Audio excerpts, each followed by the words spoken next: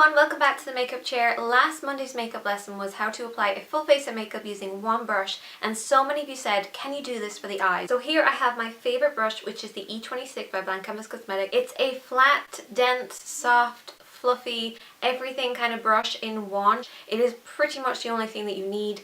I really hope you guys enjoy this. I'm going to show you guys how to do this look step by step.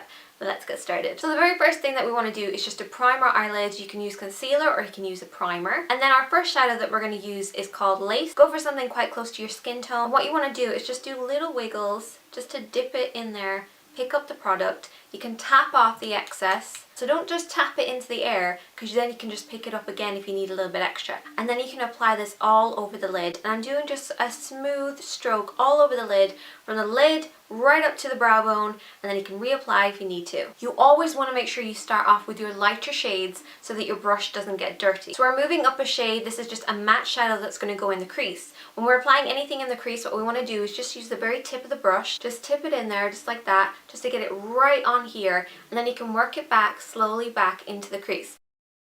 Holding your brush correctly can make a huge difference to your application. You want to hold the brush quite far up so you don't have a lot of movement and you're just really concentrating in one area. Then you want to move down the handle a little bit, and then you have a little bit more of a motion over and back. Move down a little bit more and you just get freer motion as you move down. Sometimes I literally hold it by the very tip of the brush and I'll just work it over and back, because you get a very soft little motion, frees up all these little bristles to kind of move softly and get kind of an airbrushed effect. Now we're going to move on to our darkest shade. Once again, we're just getting the very tip of the brush in here just to pick it up very lightly, and we're going to work this on the outer corner and then into the crease. Now I'm holding it quite far up because I want to make sure I'm getting it right into the crease. Hold it down a little bit further and just work it over and back, because when you first apply it you're going to get a lot of pigment, and then when you move the brush down lower you're not going to have too much product on here, so you can get a softer motion and you're just going to blend what's already been applied. Now I want to warm up the crease a little bit, and this is just going to give us a nice warm blend. This is going higher than our darker shade.